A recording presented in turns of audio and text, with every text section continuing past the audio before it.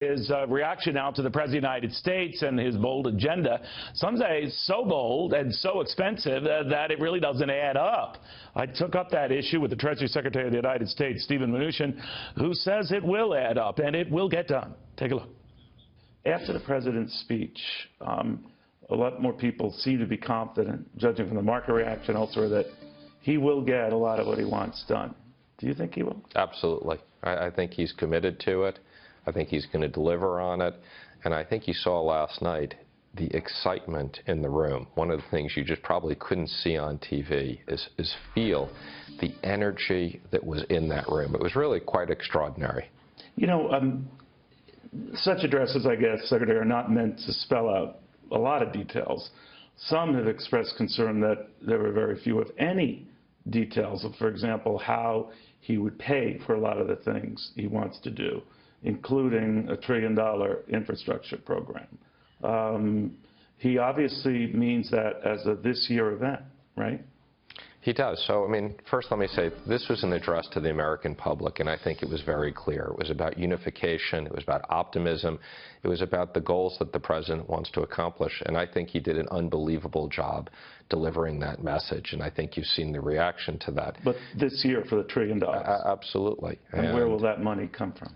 Well, the $1 trillion, it'll be a combination of a public and private partnership. It doesn't necessarily mean that it'll be $1 trillion off of the government's balance sheet.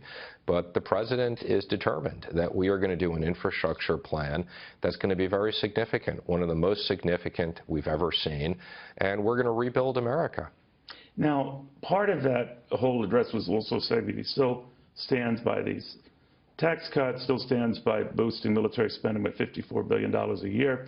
One of the means by which he was going to pay for that, I guess, Secretary, was to cut the State Department budget. That was a non-starter in Lindsey Graham's view, that it wasn't going to go anywhere.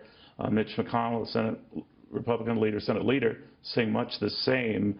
What did you think of that instant reaction, that no, not there?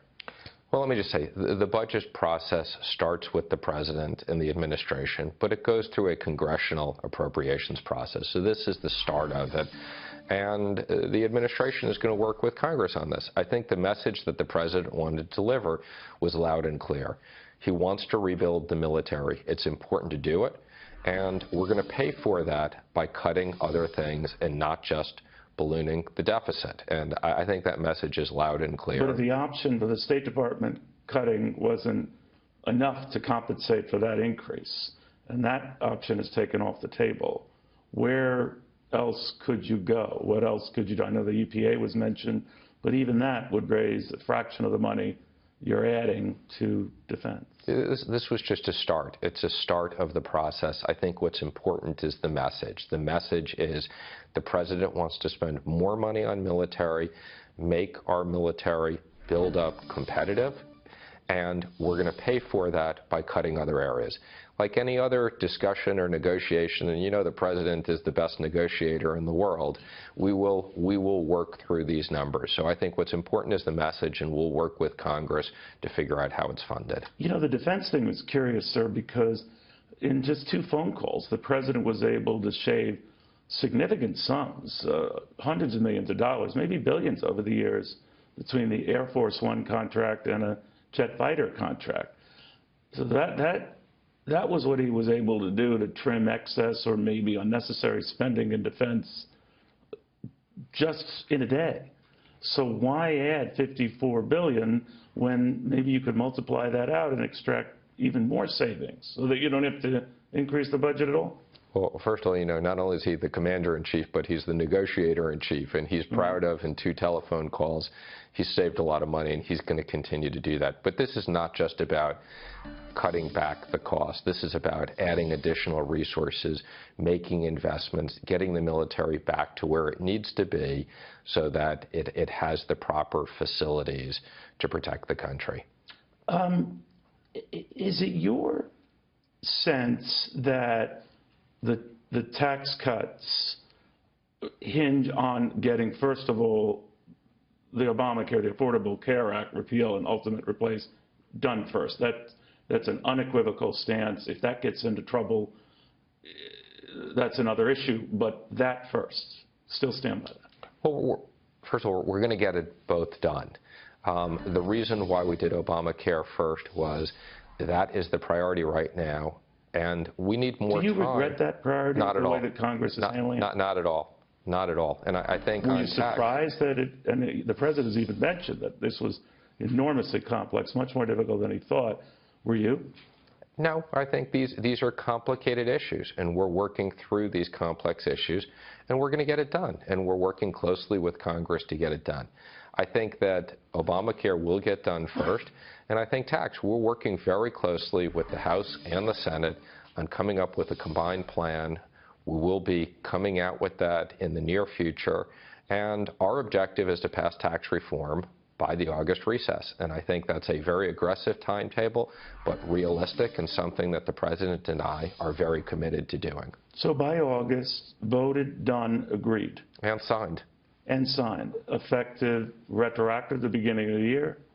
I think it's too early to tell whether it's going to be retroactive or not. I mean, those are the types of details we'll work through as we get to drafting. All right.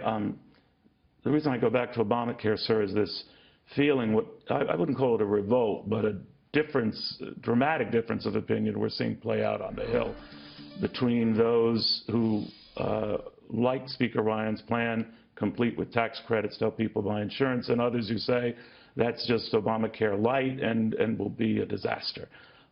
There's not much wiggle room, right? I mean, 2 senators in the Senate, obviously, 22 House members in the House. So are you worried that this is slipping away? Not at all. Not at all. I mean, I think this is only natural in the sense of there's a lot of different good ideas. And I think one of the things that you see from President Trump is he's willing to listen. He's willing to listen to people who have different ideas. He takes it all in, and then he figures out what he thinks is the best plan, being open-minded to these views, and getting it done. And I think you've seen this in regards to, we've met with lots of different business leaders. He's had manufacturing CEOs, he's had airline CEOs, he's had auto, he's had small businesses. This is a president that's willing to listen before he makes decisions. Still, as you know, Secretary Jamie Dimon, J.P. Morgan Chase, the Price Waterhouse CEO this morning, expressing concerns about that timetable. Both saying it appears increasingly unlikely, at least the way they're looking at things, that August timeframe, even a this year timeframe on the tax cuts. Any message for them? Well, my comment is when you come out with a very aggressive plan that you want to get done, of course you start with the view that it's unlikely. This president is not sitting around and having an agenda that is conservative and likely. This is a president who wants to get things done and wants to get it done. Does it trouble you when a gigantic figure in the Wall Street community is still expressing great admiration for you and what you're doing, but says, I don't know, this year maybe not? Well, we'll see. We're going to deliver on this. Again, I think it's aggressive, but we're going to get it done. All right. Do you agree on the broad parameters of the tax? I talked to Kevin Brady, the House Ways and Means Committee Secretary, and he said that you have a broad agreement on some of the bigger issues, 7 rates down to 3, cutting the corporate rate from roughly 35% to at least 20%. Maybe you guys want to go even lower. But is that right? Is he right?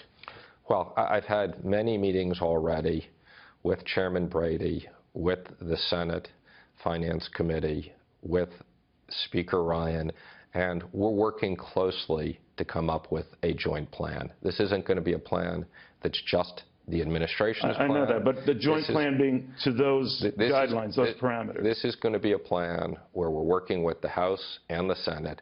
I think we have very broad agreement across the board on what we're trying to do.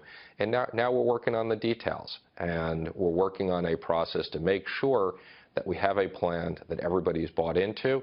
So when we come out with the full plan, we're going to have the support of Congress, and we're going to have the support of the President to get this signed. Is it your wish, Secretary, again, that this, whatever you come up with, and if it's done by August, that it is retroactive to January 1 on both the corporate and marginal rate basis?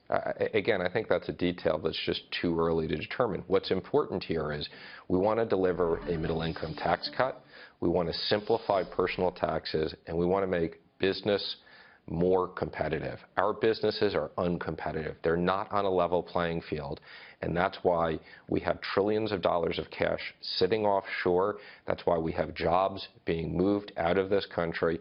We are determined to make U.S. business competitive. And that's big business and that's small business. And we're listening to what people have to say, and we're going to incorporate that into the plan. Because they say to me, some of those businesses, well, then make it retroactive because we'll be more competitive more quickly. And of course, if there's a tax cut, people will like to have it retroactive. So again, these are all the different things we're trying to price out, and we'll figure it out.